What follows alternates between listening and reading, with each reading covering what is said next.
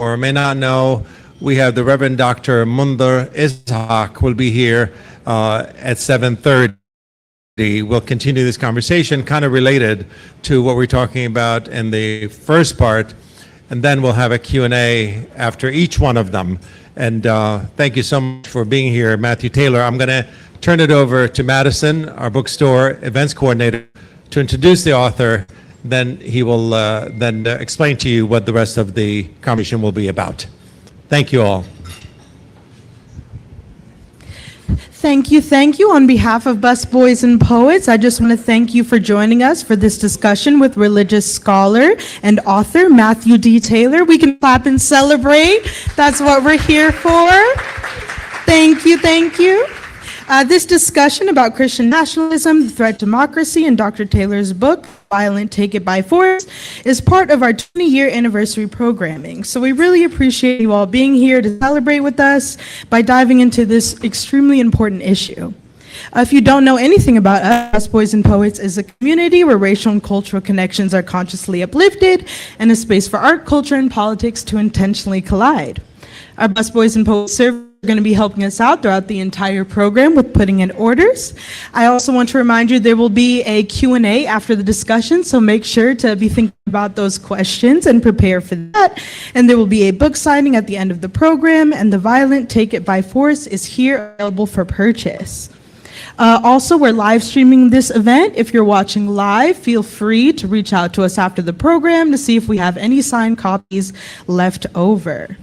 And now a little bit about our speaker. Matthew D. Taylor is a religious studies scholar and expert in independent charismatic Christianity and Christian nationalism. He is the creator and narrator of the documentary series on the Straight White American Jesus podcast.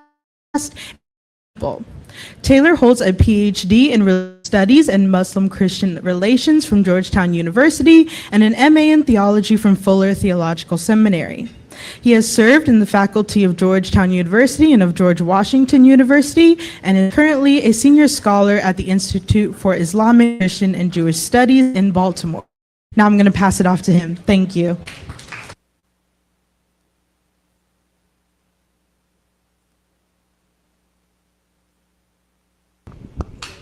Thank you.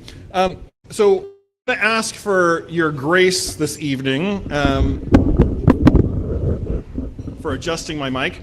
And also, I'm going to be speaking about some things that are extremely complicated, extremely urgent, and I'm going to try to do it quickly.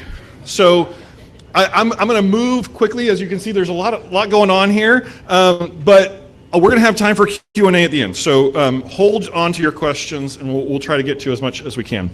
So we're going to start quickly with a little participatory activity. Show of hands, who has heard of Project 2025? Almost everybody. Okay. Right, Project 2025, there's all kinds of political cartoons and commentary about it. My definition, my shorthand of what Project 2025 is that this is a 900-page compendium of all of these conservative and Christian nationalist policies created, there are a lot of authors. It was coordinated by Heritage Foundation that has become, in many ways, the playbook for the second Trump administration. Okay, one more time, show of hands. Who has heard of Project Esther? Better. I was here back in April, and it was like no one had heard of Project Esther, so okay. Project Esther is, I would call it Project 2025's little sister. It was released just about a year ago on October 7th, 2024. And if you recall, that is the 1-year anniversary of the October 7th, 2023 Hamas attack, right? So very consciously coordinated. And the idea of Project Esther is that it's shorter, 3 pages. You could read it in the evening, and it comes again out of the Heritage Foundation, and it's a plan to combat anti-Semitism. Right. So this is an actual slide from that was used by the Heritage Foundation to present Project Esther, and what is going on in this slide, all of Project Esther is basically written from a Christian perspective. And on this slide, as you can see, it's outlining, this is what it calls the structure of the Hamas support network. And it's organized masterminds, backers, organizers, followers. And all of this, again, is written from a Christian perspective. And so there are even points within it where they make basic errors in their understanding of Judaism. And they'll refer to Reformed Judaism, which is a very Protestant term to refer to basically Presbyterians. But the term within Judaism is reform. Right? But they're clearly coming from a vocabulary that's not native to them. That is not something that they really understand.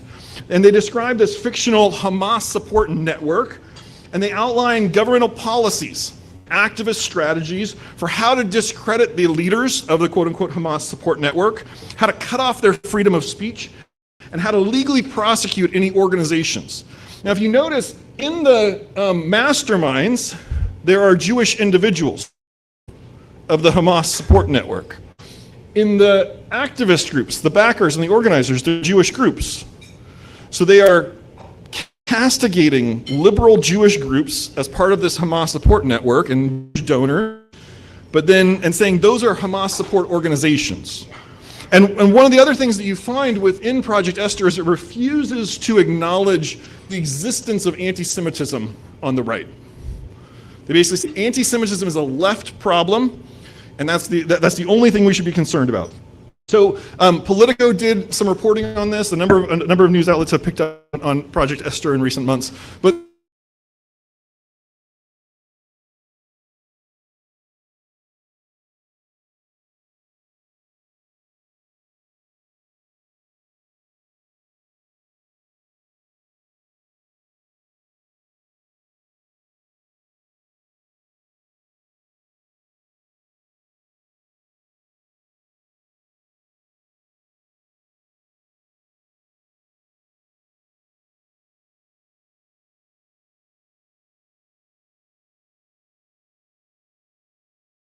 within the report that it is constructing this narrative of Hamas support network in order to demonize those people and to organize an opposition to them that is both governmental and activist-led.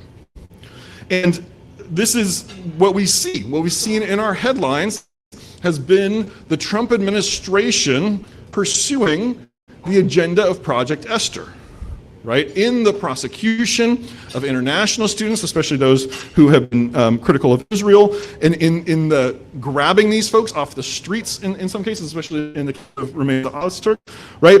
So this is a very highly coordinated connection between this this report and then the policies of the Trump administration, just like with 2025. Now, who's behind this? What's the network or the organizations behind this? Well, again, it comes out of Heritage Foundation, but Heritage created this national task force to combat anti-Semitism that has 4 chair people.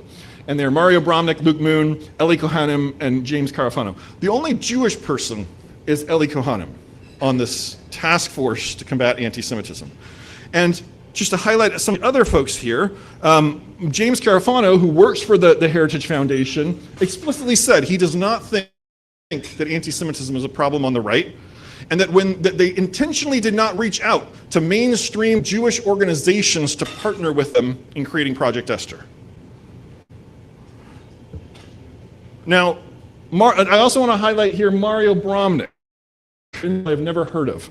Now, Bromnick is a very interesting character. Let's do a little of the life of Mario Bromnick, because when I hear the name Mario Bromnick, my ears perk up as a researcher in this area.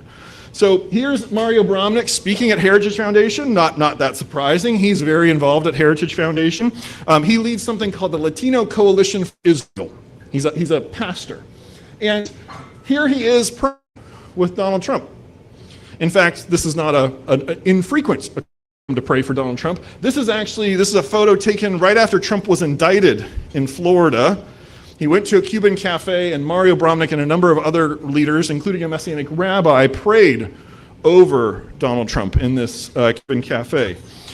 Here he is with Jair Bolsonaro, the recently convicted attempted coup. I'm not sure what the activist part of that is. But the man the former president of Brazil who attempted a coup and attempted the murder of his rival, and this is actually what Jair Bolsonaro is wearing, I'm sure a lot of Jewish folks in here recognize, is a tallit. It's a Jewish prayer shawl. He's Catholic. All right? Here's Mario Bramnik meeting with the Hungarian ambassador. This was just a few months ago. Hanging out with the Hungarian ambassador to the US. Here's Mario Bramnik in a meeting with other Christian leaders in the US with Bibi Netanyahu. This again, just a few months ago. In fact, when Netanyahu comes to the US, at least the pattern recently has been his priority is to meet with the Christian groups, not the Jewish groups.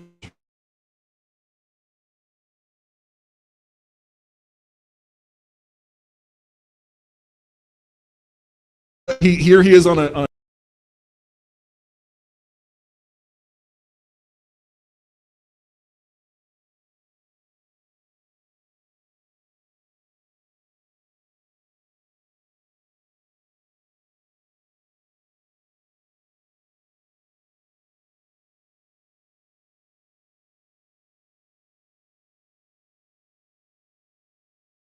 efforts and Christian focus on the election and overturning the election, and Mario Bramnik helped to coordinate a series of prayer calls for Christian leaders that included people like Michelle Bachmann, Michael Flynn, Steve Bannon, but a lot of these kind of Christian right leaders that was an organizing space in the lead up to January 6th, and there was even a live prayer meeting going during January 6th, a live cast from this group during the riot on January 6th to pray for the outcome.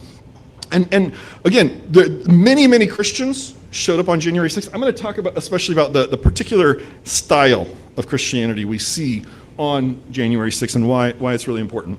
So when we're talking here about the Heritage Foundation and Project Esther, we're talking about the overlap between two global trends within Christianity. One of those trends is what we call Christian Zionism. So, and I'm defining that as Christian support and activism in support of the modern state of Israel that is for theological reasons. Now, Joe Biden is a Christian. He's Catholic. He is a Zionist. He is not a Christian Zionist by this definition. Most Catholics are not. This tends to be a Protestant phenomenon, and he might be a Christian who is a Zionist, but it's not for theological reasons for Joe Biden, right?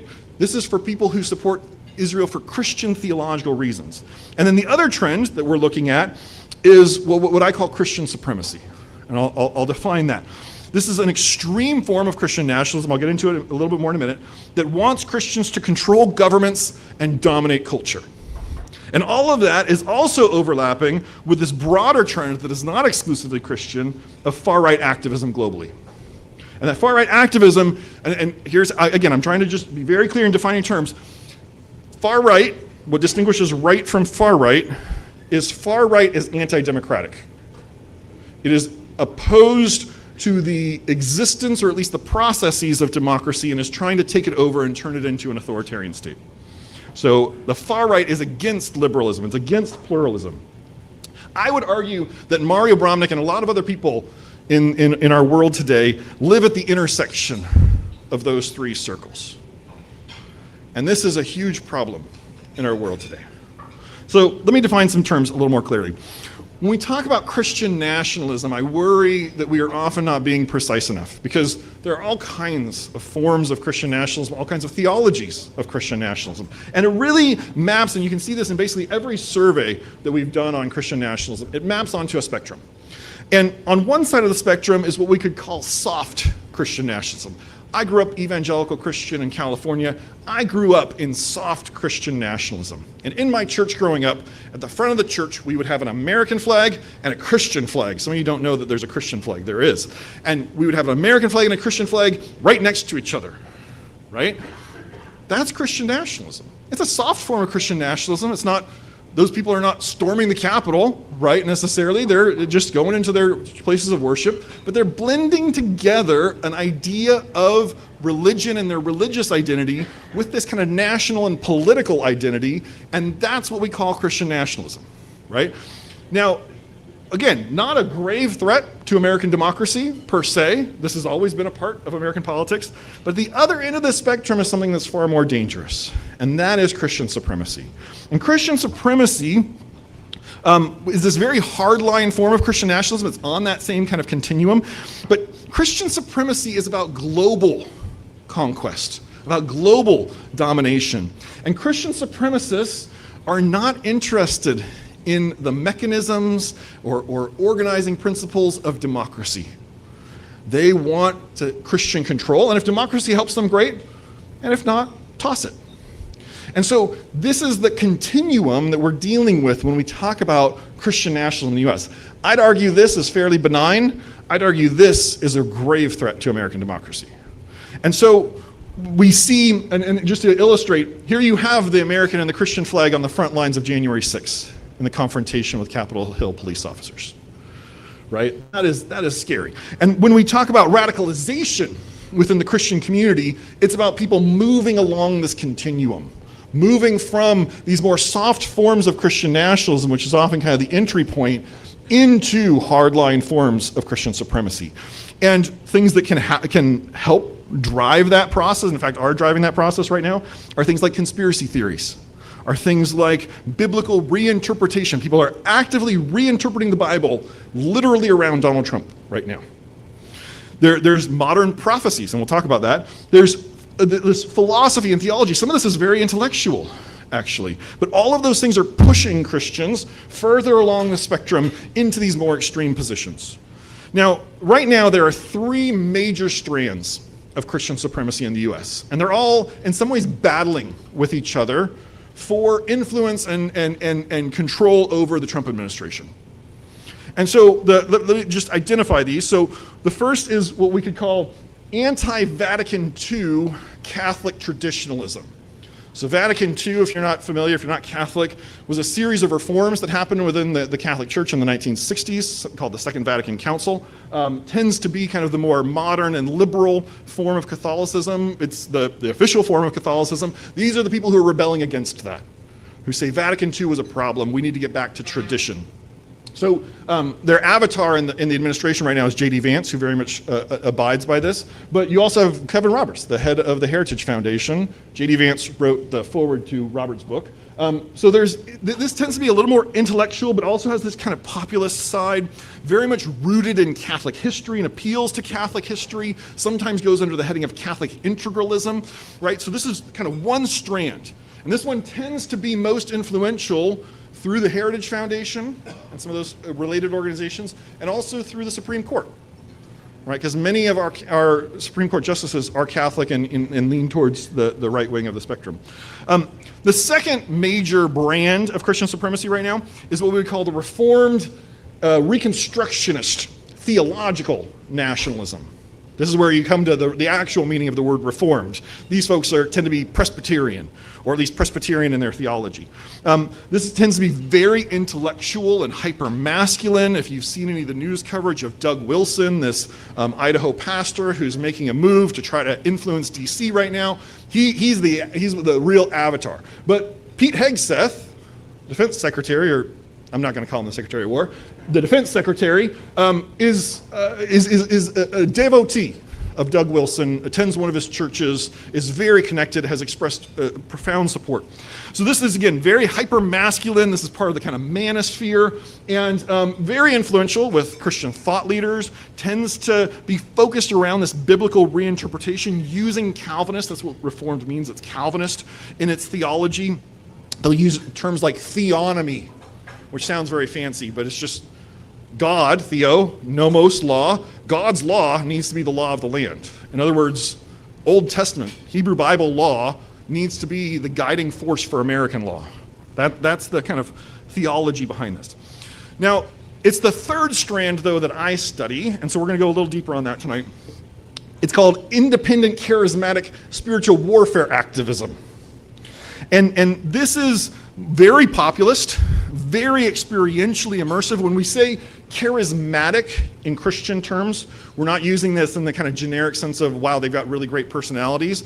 It's a technical term in Christian theology and Christian spirituality that refers to the more supernaturalist versions of Christianity. So Pentecostalism is charismatic. Okay? So these are folks who believe in miracles, who speak in tongues, folks who believe in modern prophecy, which becomes very important in just a minute, and very energetic, very immersive, very kind of attractive to young people today. This is rapidly growing around the world right now, including in the US. And so this is very influential with a MAGA base. Again, this is the more populist side of things. It's very evangelical, except it's adding in things that are not part of mainstream evangelicalism, including this belief in modern prophecy, and very influential in the Trump advisory circles. The Christian pastors who surround Donald Trump, the lion's share of them come out of that world. Even though it's a relatively small world of American Christianity, the vast majority of Trump's religious advisors come from there. Now, when we talk about these independent charismatics, because I do want to help us understand this, because they're very, very important. How do you know if you're around some independent charismatics? Well, here are some markers. So A, this is the fastest growing segment of global and American Christianity. So it might be a little hard to read the chart here. So this is done by an academic center. They're trying to estimate the number of independent charismatics in the world.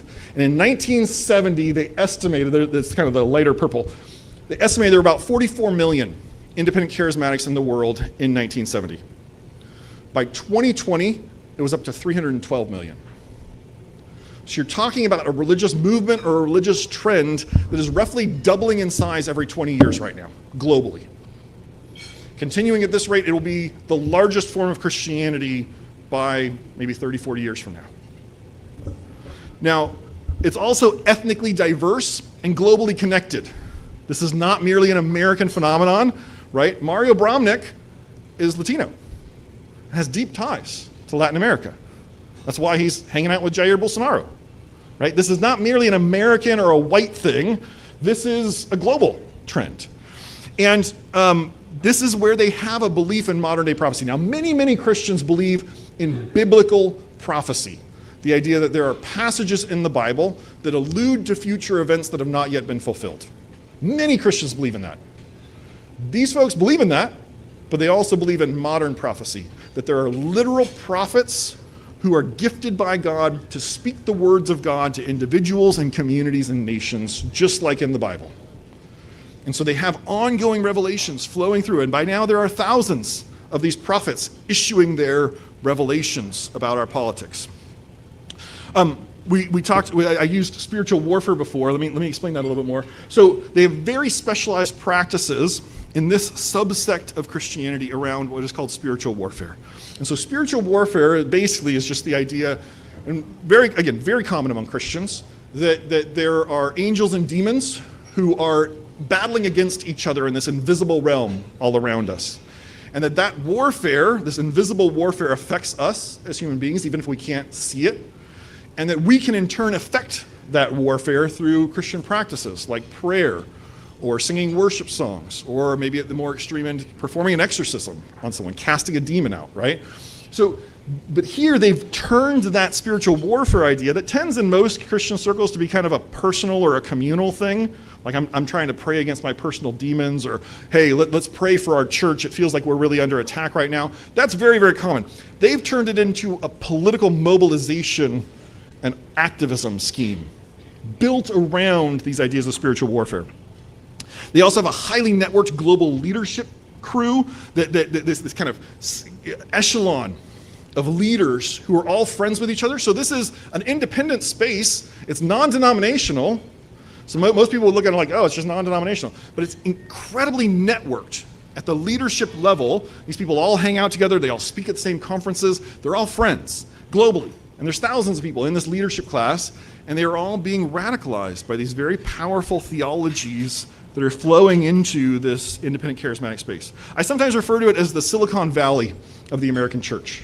It's very energetic, very tech savvy. These folks are all over YouTube, all over social media, very celebrity driven, very personality driven. Not a lot of checks and balances, not a lot of regulation, not a lot of wisdom sometimes. Now, going back in history a little bit, this man, C. Peter Wagner, is a very, very important figure for you to understand in independent charismatic Christianity. C. Peter Wagner was a seminary professor. I actually went to the seminary that he taught at. We didn't overlap at all. But he was a mainstream evangelical. And then in the 1980s, he becomes fixated with some of these ideas of spiritual warfare. And he also becomes fixated with the idea of modern day apostles and prophets that had been circulating in some of these independent charismatic circles. And he started hanging out with some of these independent charismatic leaders who were calling themselves apostles and prophets. And they started giving him prophecies. They started telling Peter Wagner, hey, I have a prophecy for you. You're actually an apostle who's going to lead a global revival of Christianity. And he's a seminary professor, but he, for lack of a better term, goes native. He starts to believe the things that his research subjects are telling him. This is the movement of global Christianity. This is the Christianity of the 21st century. And he coins a term to describe that movement, this trend, and it's called the New Apostolic Reformation. And these networks begin to form around Peter Wagner in the 1990s, calling themselves the New Apostolic Reformation. There's different circles of these. It's fairly informal. You aren't going to find a lot of institutions that are connecting these networks. It's built around personalities. And almost every person who joins Peter Wagner's NAR networks, and there's hundreds of them, are very entrepreneurial pastors who are charismatic and who want to try their hand at being an apostle or a prophet. And so basically every leader in these networks starts calling themselves an apostle or a prophet. And it becomes this very important structure within that independent charismatic space, organizing and guiding people around it. Now, look, there's Mario Bromnick and his friend, another apostle and Trump advisor, Guillermo Maldonado. They're part of these NAR networks growing up in the 1990s and early 2000s. Now, the NAR theological program, and this is why they do what they do, so they believe that the world is dominated by demons, that there are demons who control basically everything, and that there are hierarchies of those demons, and so the demons who are over the U Street corridor report up to the demons that are over Washington, D.C., who report up to the demons who are over the DMV, who report up to the demons over America. And they believe that the way that they talk about that is what they call the 7 mountains. And the 7 mountains are these 7 arenas of authority in society, in every society. They are family, religion, education, media, government, business, and the arts. And they say in every one of those mountains, the top of that mountain in every society is either controlled by Satan and the demons or God and the Christians. And there's no in between. And so what we have to do, if you're an NAR leader, is apostles and prophets have a special gifting in spiritual warfare. They are generals of spiritual warfare who can counter the demonic generals and can conquer spiritual territory and also conquer the 7 mountains. And so they instruct their followers, you need to figure out which is your mountain, which is the mountain God has called you into, and then you need to take it over. You need to rise to the highest level of position and influence that you can have in that mountain in order to have your Christian influence flow downward. And so then they enact these campaigns of spiritual warfare led by apostles and prophets in order to conquer the 7 mountains in every society. And they will all say the most important mountain, the one that controls the other mountains, is the government mountain. That's the one that has the power over the rest, at least in the United States. Now, let me just observe, for those of you who are familiar with the old school religious right? The Jerry Falwell, Pat Robertson religious right of the 1980s and 1990s. What did they call their organizations? We're the moral majority. We are the Christian coalition, right? They were the idea, the original idea of the religious right. You don't have to agree with it, but the original idea was, let's use the mechanisms of democracy to Christianize society, leverage Christian demographic power, and up until 1990, 90% of Americans were identifying as Christian. And so it's not crazy to think that you can build a moral majority out of 90% of the country to take it over and Christianize society. Today, about 63% of Americans identify as Christian. And a lot of that 63% is part of the religious left and would not vote for this. So now this is a minoritarian ideology. This is what we would call in political science a vanguard ideology of cultural change. It's not, hey, let's take it over by using our demographic force and using the structures of democracy. It's, let's take it over and then let our influence flow down. It's a top-down model of controlling society. And this is more radical than your garden variety Christian nationalism. But as people begin to embrace the seven mountains, right, and here's how it goes. You're at your church, and the pastor gets up and says, hey, you know, we have this revelation. It's an amazing word from one of our prophets. And they're talking about the seven mountains. And have you ever heard of the seven mountains? It's about Christian influence in society. And Christians shouldn't just be sitting here in church. We should be influencing all of society. Hey, that sounds good. Who doesn't want to influence society, right? And so people enter in at the Christian nationalist side, and then they move further along the spectrum. Because the actual vision of the seven mountains is conquest, domination. It's not merely influence. Now, in my book, which is available for sale, I describe the history of the NAR and how this strand of independent charismatic Christianity became so influential within American evangelicalism and how it became such an integral part of the Trump White House and Trump administration. So if you go back to 2015 and 2016, as Donald Trump enters American politics, he declares in June of 2015 that he's going to be a candidate in the Republican primary, and he immediately turns to his closest religious advisor, a woman named Paula White Cain. And he says, I want you to be my liaison to the evangelicals. It's a huge honor to Paula White Cain, except she doesn't know the A-listers of the religious right. She doesn't know the Jerry Falwells. She doesn't have James Dobson in her Rolodex. She's an independent charismatic televangelist and megachurch pastor and an apostle. And so she reaches out to the people that she knows. And these are the religious leaders who get in at the ground floor of the MAGA movement and of the Trump administration. And some of the people that Paula White invites in very early on, including some of these NAR leaders, become the core, the nucleus of Donald Trump's religious advisors. And so you can see how these NAR networks, here's Mario Brownick.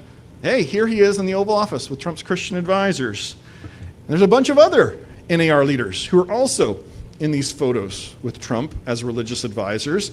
These are the people who surround Trump, not just Paula White Cain, who is now the head of the White House Faith Office. It's these other folks as well, trying to enact their agendas through Trump. At least half of every one of Donald Trump's evangelical advisory boards have come from independent charismatic circles, with a bunch of Pentecostals thrown in as well.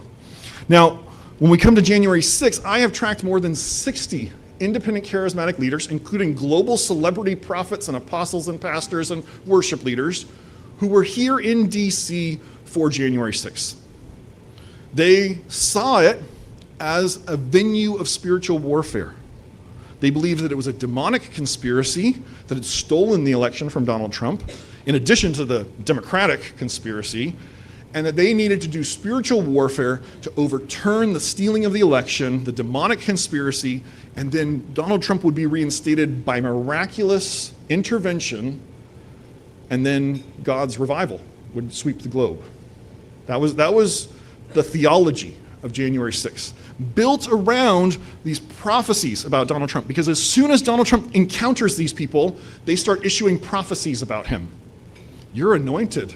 You have a special anointing. You're a Cyrus. You're a David. You're a Jehu. You're a Jesus. You're a Job. You're an Esther, right? All these biblical comparisons and layers around Trump, casting him in this religious aura of spirituality and significance. On January 6th, the dominant form of Christianity that you see in the crowds, if you go through the footage, is independent charismatic spiritual warfare. So you have people blowing shofars. Again, our Jewish folks might recognize that, right? It's a ritual instrument. It's a ram's horn that's carved out into a ritual instrument that's used in Jewish liturgy. But these are Christians blowing shofars, because it's a weapon of spiritual warfare, right? You have all these NAR leaders who are showing up. By the way, this guy right here, Che On, one of the most important apostles of the New Apostolic Reformation, you might be hearing his name in the next few weeks or next few months. He's running for governor of California right now. Right? So they are these folks, and this is the guy, Lance Wallnau, who created the Seven Mountains. He's there on January 6th. He's one of Trump's most effective Christian propagandists. You also saw on January 6th dozens of these appeal to heaven flags. It's a white flag with a green pine tree at the center and the phrase an appeal to heaven. One of the NAR prophets has said that this is a symbol of a spiritual revolution to retake America in the name of Jesus. It's actually a Revolutionary War flag, but they've reappropriated it and turned it into this symbol, this spiritual symbol, right? And you saw dozens of these, maybe even hundreds of them around the Capitol on January 6th. Again, because they're there to do spiritual conquest. They're there to take back America. Okay. We also even know that at least one rioter wore his appeal to heaven flag into the Capitol. And when he was arrested later, the police found his appeal to heaven flag, and it was spattered with blood and with mace. And he said, "That's not my blood." You can see footage of appeal to heaven flags on the front lines as these crowds of rioters begin to clash with the Capitol police officers, and these flags are on poles being used to beat down onto the police officers. Right? So we talk about spiritual violence and spiritual warfare, but when you point at one group of people over and over and over again and say, the demons are in those people, the demons are in that building, we need to stop the demons, eventually somebody's going to take that to its logical conclusion and attack those people. And that is what we saw on January 6th, a buildup of spiritual warfare fervor. There were a lot of things coming together on January 6th. This was just the Christian part, right? But then it crescendos in this outburst of violence. All right, turning to the end. What does any of this have to do with Israel? A lot. Okay, so let's come back to this idea of Christian Zionism. So if you think back to our three types of Christian supremacy today, the Catholics don't tend to be Christian Zionist. Occasionally you can find a Catholic who has kind of imbibed some Protestant ideas and might be a Christian Zionist. Pretty rare. The Reformed Reconstructionists, the Doug Wilson, Pete Hegseth crowd, don't tend to be Christian Zionist. They actually tend to be a little more anti-Semitic, and there's complicated Calvinist theological reasons for that. It's these folks, the independent charismatics, who have become the driving force of global Christian Zionism in the last 30 years. It started out as much more conventional evangelicals and premillennialists. This is different, and this is what's taking over the global landscape of Christian Zionism. So Christian Zionism, again, this, right, just a very brief primer. The idea is Christianity emerged out of Judaism. Hopefully everybody is kind of familiar with some of that history, right? Jesus, all the early followers are Jewish. But then Christian Jewish history has been this incredibly painful history. As Christians become demographically and culturally more powerful than Jews, they turn against the Jewish people, use theology to other the Jewish people, and then this is the rise of anti-Semitism and anti-Judaism and medieval pogroms and the Inquisition and the Crusades, the Holocaust, right? This is where all of that originates, is within this kind of fracture between Christianity and Judaism. Now, since the emergence of Protestantism in the 16th century, there's been this fixation, right? Because Protestants go back to the Bible. And we're going to read the Bible afresh. And the basic idea, I say this as a Protestant, the basic idea of Protestantism is if we can all just read the Bible, then won't we all agree? And we all know how great that turned out, right? Now we have thousands of Protestant denominations and all kinds of schisms and fractures. But in the midst of those schisms and fractures, one of the things that becomes very interesting to Protestants is the idea of the end times. And rereading the passages in the Bible about the end times and reinterpreting those. And this is where you get the rise of modern Christian Zionism, because there's all kinds of talk about Israel in those passages in the Bible. Now, so Christian Zionism is a form of what we call philo-Semitism. Right? So most of you are probably familiar with anti-Semitism, right? Anti-Semitism is the idea that Jews are different than the rest of humanity. And so therefore, we need to treat them differently, and we should be suspicious of Jews because they're not like us.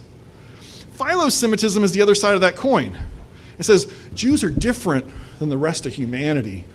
They're special, and therefore we love them because they're so different than us. Right? Now the problem is, and this is why it's two sides of the same coin, Philo-Semitism and anti-Semitism both begin with a dehumanizing move.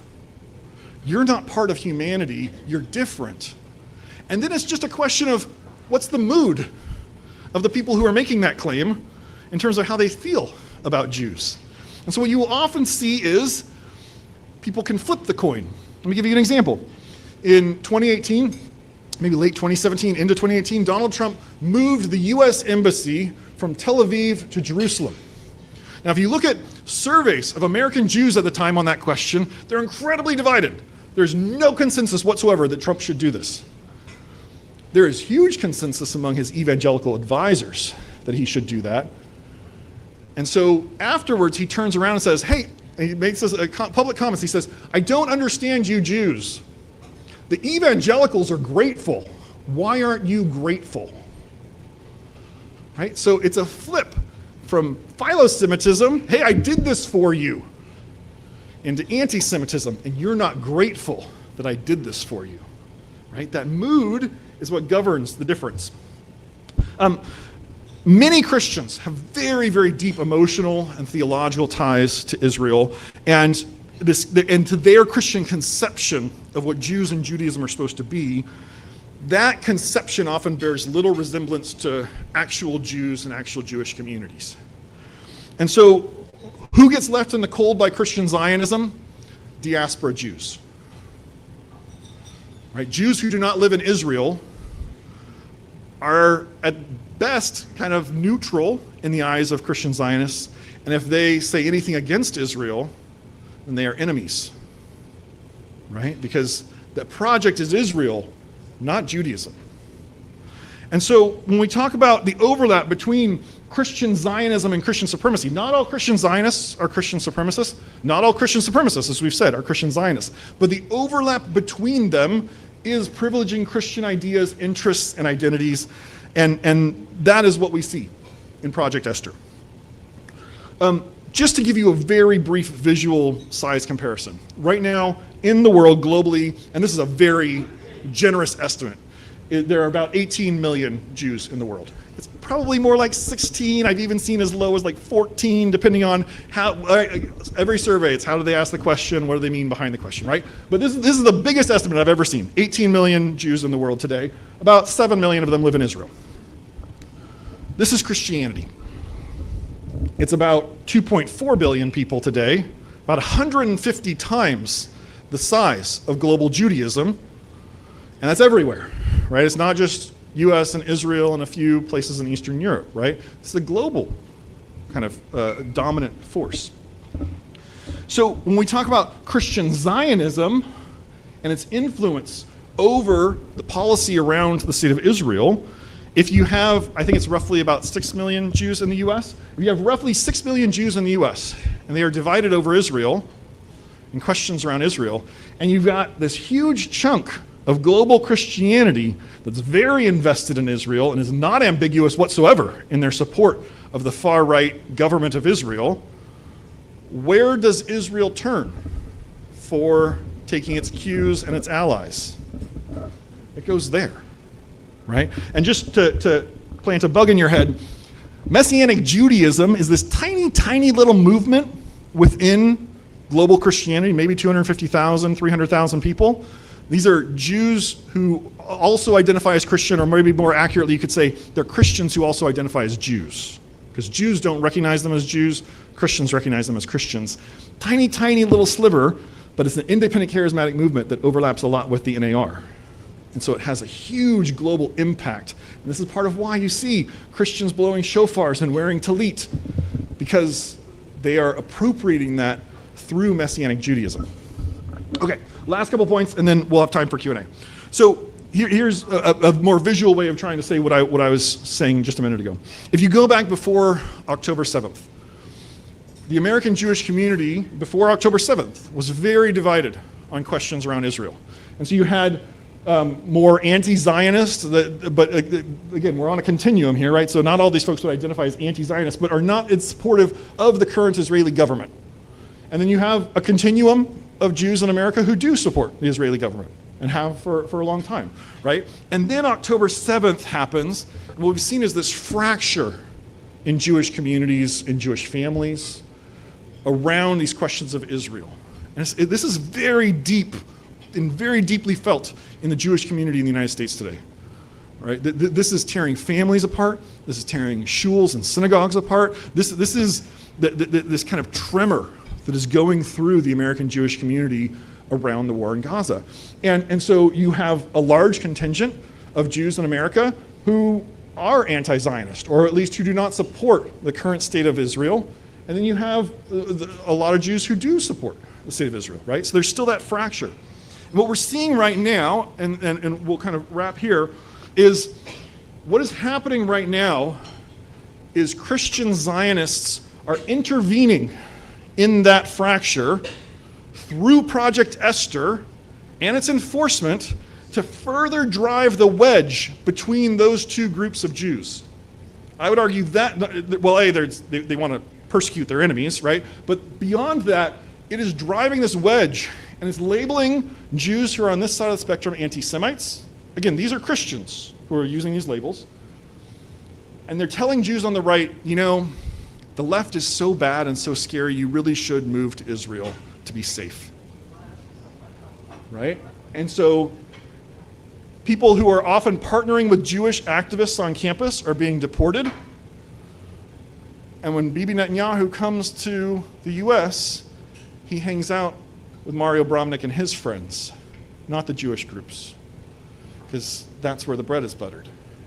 So right now, and this is the biggest possible picture, right now the far right in America has never been more powerful. They control the current administration. They control the agenda of Congress. And they control the governing votes on our Supreme Court. That is what is happening right now. The changes we are experiencing rapidly in our society are because of this. And globally, what we are seeing is that there's a rising global anti-democratic far right that includes the government of Israel, Netanyahu's coalition, but also includes Hindu nationalists and Modi in India, includes Orthodox nationalists, especially Russian Orthodox nationalists, and Vladimir Putin in Russia. It includes Bolsonaro and Pentecostals and Charismatics in Brazil, right? It includes Erdogan and far-right activists in Turkey, right? Around the globe, we're seeing a rising tide of these, and I don't use the term lightly, fascist movements built around far-right anti-democratic ideology, often built around religious nationalism.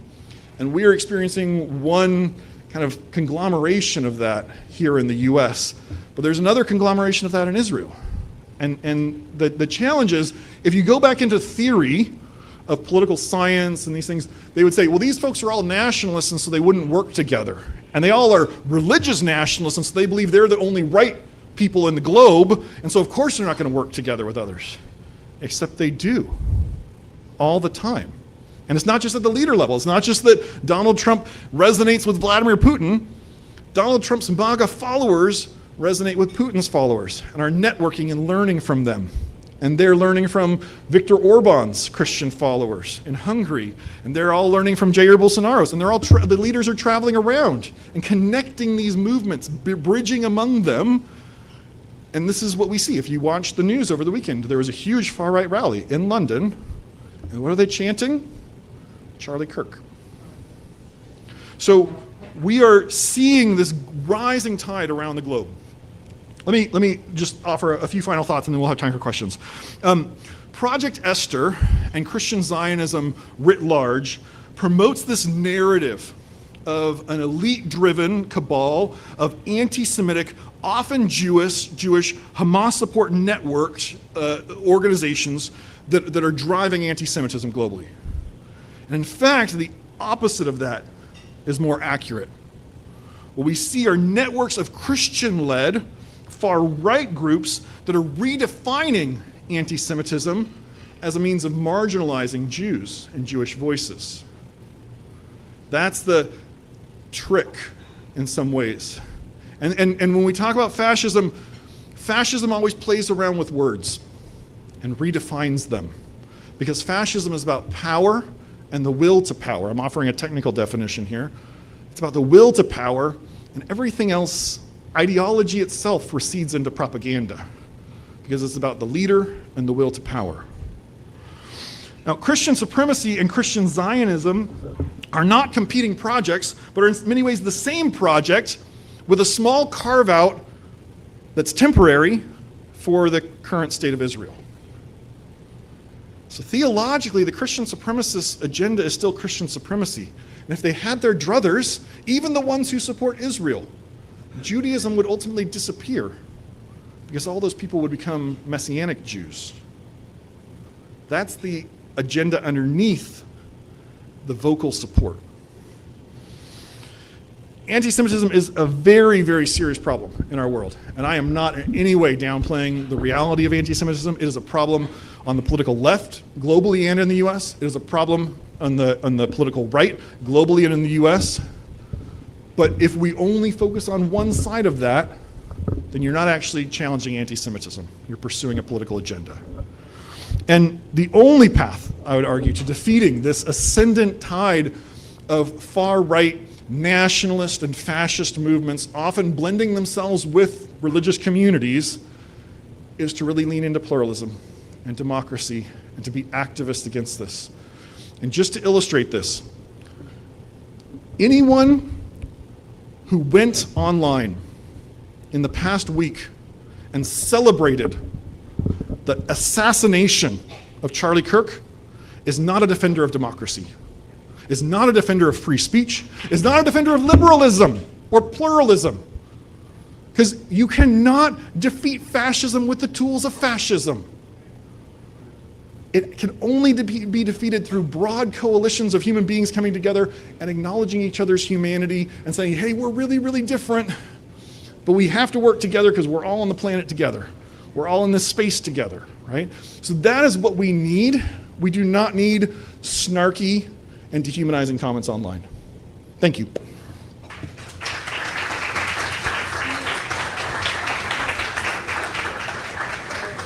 And now we are going to do a brief Q&A. I do want to remind everyone there is an event after this, so if you can keep your question to under a minute so we can get to as many people as we can tonight, that would be great. I think I'm going to start in the back and work my way up here. So I'm going to start with you back here, and then I'll come over here. Hi, thank you so much. This was really, really interesting. My question is, how much does this bleed into kind of the different aspect of charismatic, evangelical, more mainstream, popular Gen Z world of it all? Because a lot of it does sound very familiar to like the Bethel, which, well, they're a little more extreme, but like the, I don't know, any of those big mainstream, younger evangelical churches. Also because along with like the prophetic stuff and that kind of thing over the last week, I feel like I saw so much on TikTok from younger Gen Z people being like, oh, this is the end times, this is a sign of that. And so I'm just wondering how much influence this has in those kinds of Hillsongs or those a little bit more palatable churches and how that's kind of translating here, or if it's more of what you were saying, that there's the continuum. So all the churches you just named are independent charismatic churches. Bethel, Elevate, Hillsong, they're all non-denominational and charismatic. I mean, the best way to think about independent charismatic is it's the non-denominational wing of Pentecostalism globally. And so this is a global trend here. Let me show you a chart. This just came out this week by my colleague Ryan Birch. Oops, I got to exit out of the slideshow here to show you. This is the rise of non-denominational Christians. Let me see if I can find my own cursor. Here it is. The rise of non-denominational Christians in the United States as a percentage of Protestants is the top line, right? So non-denominational Christians from 1970, it's close to zero, kind of bumps along. Suddenly you see this shooting up in the Trump era of non-denominational Christians. And the top line is as a share of Protestants, this is as a share of all respondents, up towards 14% today. Now, if you ask the Pew Research Center how many evangelicals there are in the United States today, they'd say it's around 25% of the US. But we're talking 14% of the US identifying as non-denominational. And within that non-denominational world, there are non-charismatic non-denominational churches. They tend to be pretty hardline in their politics anyway, and often are more on that kind of reformed side of Christian supremacy. But no, a lot of this stuff is growing in these non-denominational spaces, again, because denominations carry tradition. They carry wisdom, and they bring regulation, right? Denominations say, hey, you know, maybe it's not the best thing if somebody in your congregation claims to be a prophet and wanders around issuing words from God to everyone. We should probably regulate that in some way. But in this Wild West Silicon Valley world of independent charismatics, everything's fair game. And these folks dominate a lot of Christian media. Most televangelists are independent charismatics. Most of the YouTube channels that you would encounter, or YouTube influencers you'd encounter who are identifying as evangelical, are part of this world, right? So this is this burgeoning world that's very chaotic, but is very MAGA right now. And the influence of that has spread out, and part of what I'm trying to show in my book is how that has spread out into the rest of evangelicalism and the rest of American Christianity. Hi, my question is kind of about the media figures within Christian nationalism. You alluded to the late Charlie Kirk, and also some of your presentation included allusions to Nick Fuentes and Kanye West. I was wondering about the media figures like TPUSA, Ben Shapiro's, Matt Walsh's, the more conservative media figures. I also noticed recently that there's been kind of this break that a lot of that group identifies, including like Candace Owens, they identify as Christian nationalists. Right. But recently I noticed online after October 7th, there was this kind of divide where some of that group, the Groypers, Nick Fuentes, they're not Christian Zionists, they're actually very much pro-Palestine to some degree, versus the Matt Walshes and the Ben Shapiros, who are, or even Charlie Kirk, who are Christian Zionists. I was wondering if you could kind of talk about that split, if you talk about it at all, and where do these media figures fit in within those strands? Are they considered the charismatic Christians? Yeah, let me see if I can pull up that slide of the three branches again, because I can describe it better using that. Sorry. So here, when we talk about these folks, not Christian Zionists in general. In fact, often there's very deep anti-Semitism rooted in some of these Catholic traditionalist circles. So Nick Fuentes, who you mentioned, is a far-right Catholic traditionalist influencer. He's also a Nazi, but he's Catholic Nazi, right? Now, Doug Wilson doesn't have much place for Israel in his theology. Pete Hegseth is an odd kind of hybrid because he came out of a more Baptist Christian Zionist background, but now he's inhabiting this world, and so I think he's largely incoherent on the question. But very into the Crusades and wanting Christian dominance of the Holy Land, so I guess that's a little bit about Israel. And then this is the Christian Zionist camp, is mostly the independent charismatics, and also the kind of legacy religious right is very Christian Zionist, but kind of a different theology of Christian Zionism. Part of what the conflict that we're seeing among some of these religious right figures is both vying for power within the administration.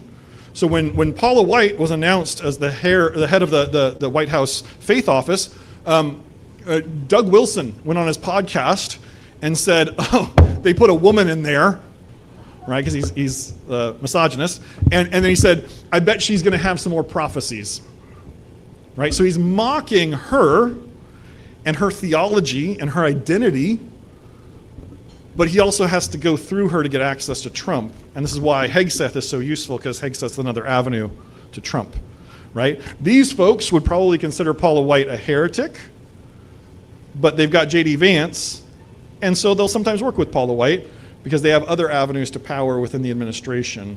So in terms of influencers, I could go through a lot of them. I would say part of the reason that TPUSA is so important, and TPUSA was not founded as a Christian nationalist organization. It was founded as a Tea Party, largely secular organization. If you go back to 2018, Charlie Kirk was giving interviews in favor of the separation of church and state and kind of mocking the Christian nationalists. And then in 2019, also, especially then in 2020, he had this kind of awakening of his own faith that happened to coordinate with COVID and seeing churches resisting the government in COVID, and he got invited to speak at a lot of churches. And so he made this kind of pivot into more kind of Christian nationalist spaces. But TPUSA kind of straddles this somewhat. It's much more Protestant in its emphasis, but it kind of blends together a lot of the different forces within American evangelicalism, American Protestantism, and so it's not particularly identified with any of these camps, and so that's part of why it's kind of a bridging institution that has become, I'd argue, the most important religious right institution in the United States in the last 5 years. But it wasn't even trying in 5 years ago. Okay, I'm going to get this person, and then you, and we'll see what we're at. Thank you. Who becomes an independent, charismatic, spiritual warfare activist? Is there an element of psychological cultism in it? Because I know in the 80s, the Israel lobby recommended groups like Maranatha, which were identified as cults. So who becomes one of these far right? And certainly they're growing like mushrooms in other countries like Brazil. Yeah. And are they hooked into Hasbara and Israelism as well? I'm not sure what you mean by Israelism. So anyone becomes an independent charismatic. Anyone can. They tend to be folks who are disillusioned with institutions and are seeking a more mystical dimension to the world. They're kind of frustrated with secularism, frustrated with this kind of intellectualism that rationalizes away miracles. They come from every race and ethnicity. They come from every demographic class and socioeconomic class. This is one of the major myths about evangelicals, is that they are not educated or elite. Many of them are very educated and very elite. They don't tend to be college educated. And that's not a value in their communities. Many of the leaders and pastors are also not college educated. And there's a deep even disdain for education.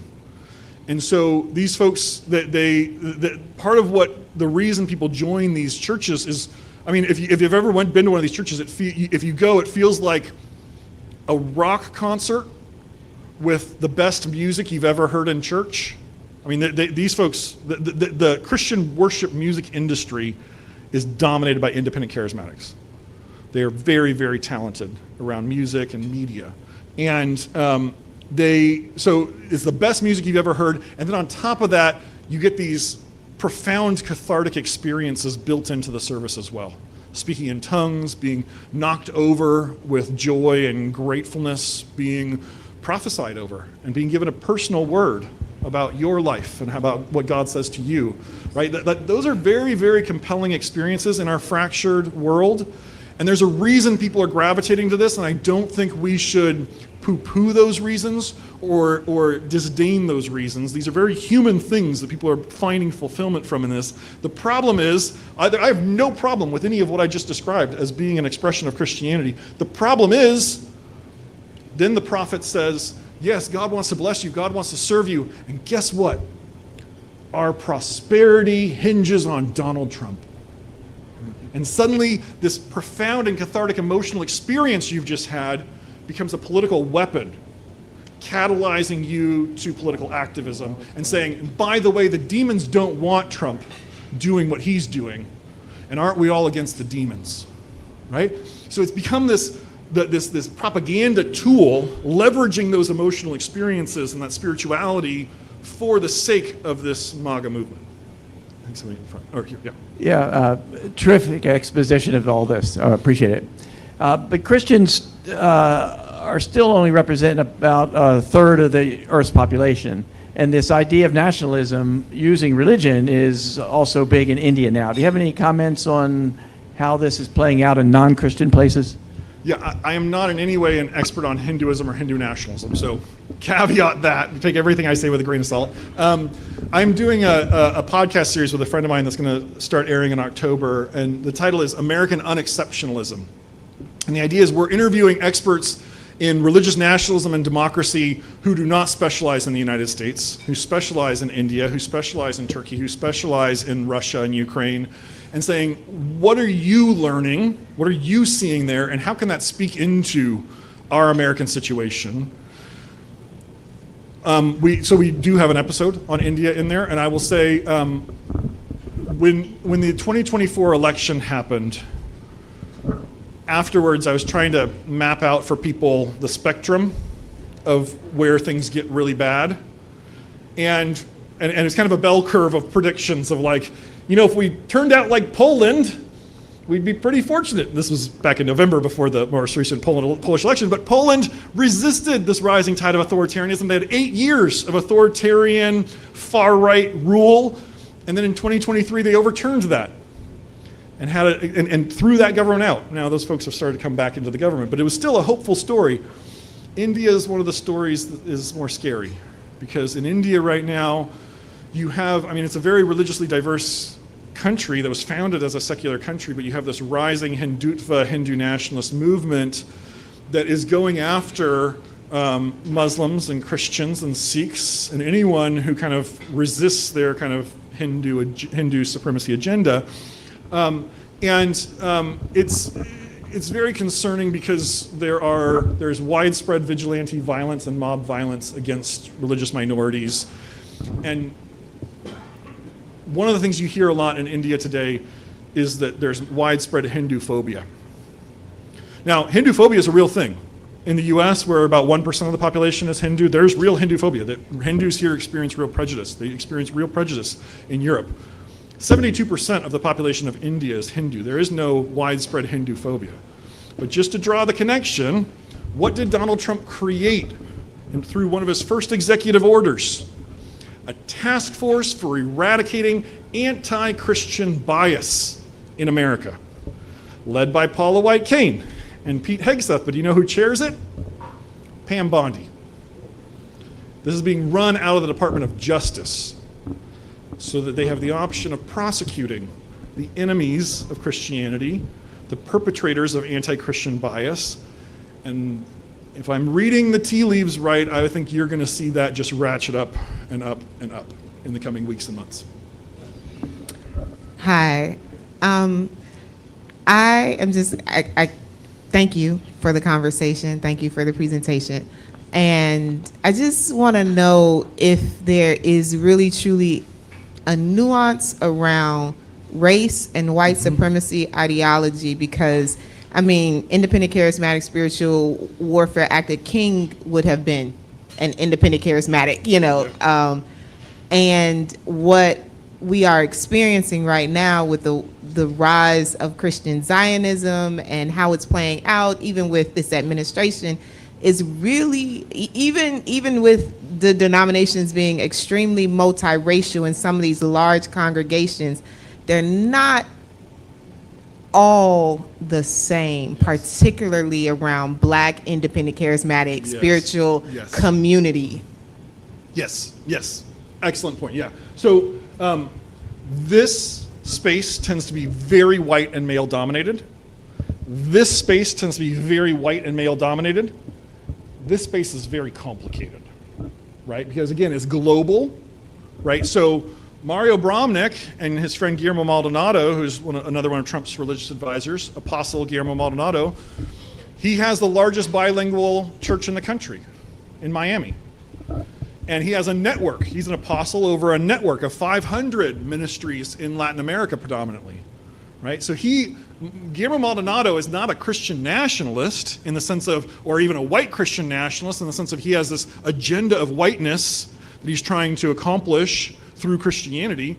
He's a global Christian supremacist who's in league with the white Christian nationalists in the US. And he might be in league with some other people in Honduras or in Brazil, right? And so it gets very complicated around race. The other difference is that charismatics have always been open to female leadership. And this is why Paula White-Cain can be such an influential figure in that world. There is real racism still in that world, in the leadership of that world. And I could give you a long discourse on the racism that I have observed in studying that world. It tends to be more hidden and complicated than the racism over here. It tends to be more instrumentalizing people of color and saying, hey, I'm going to empower you, but now you're going to become a figurehead for our thing.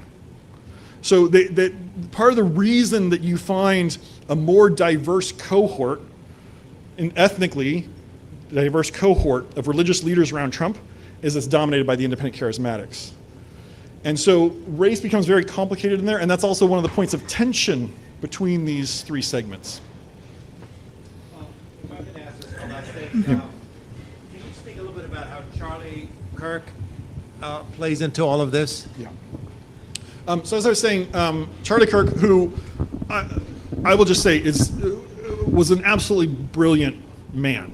I mean, was a phenomenal communicator and became a very integral figure into this whole landscape very, very rapidly. I mean, he was not even really identifying much as a Christian circa 2019. And he kind of launches into this kind of status as this kind of global Christian celebrity today. So Charlie Kirk was a very unifying figure in this world.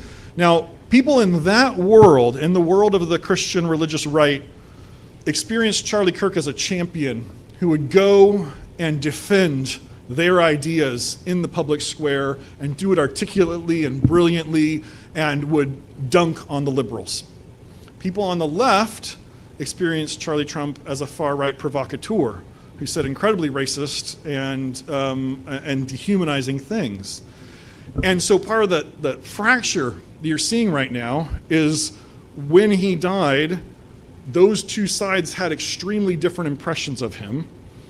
And now you're seeing the ramp up of the administration and all of this religious right infrastructure to valorize and defend and even hagiographize, to turn Charlie Kirk into a global saint and a martyr for the cause of Christianity. And I will just say, I understand where people are coming from I mean, like a lot of the people who are now trying to stand up for Charlie Kirk a month ago would not have been able to tell you a single thing about him, right? And so all that they have seen of him is this valorization effort. I understand why people are drawn to that. Martyr narratives are one of the most powerful tools for dismantling pluralism and democracy. Because if you can label somebody a martyr and turn them into an uncomplicated symbol of what the other side did to your side, then that is a license for violence. And that is what I fear is what we're seeing even just over the course of this past few days is, again, understandable emotional reaction to a visceral and horrible event, but it is also being leveraged by more cynical forces for this bigger anti-democratic project. And it is a very, very powerful tool in their hands. And we are at the end of our time, so we're going to have to wrap it up. So if we can give it up one more time. Sorry about that. I wanted to just thank you all once again for joining us, and thank you, Dr. Taylor, for this amazing presentation. We are going to be doing the signing outside in the bookstore. However, we are encouraging you to stay for the talk right after. Reverend Isaac Munther, author of Christ and the Rebel, is going to be giving us a talk. So if you are going to stay for that talk, I'm going to just have you stay in this room. Dr. Taylor is going to sign all the copies we have, so you'll still be able to get a signed copy after the program. So if only you are going to stay, you can just stay in this room. If this was your last event for the night, make your way to the bookstore for the signing, and I'll meet you out there shortly. And thank you again. We hope you have a great rest of your night.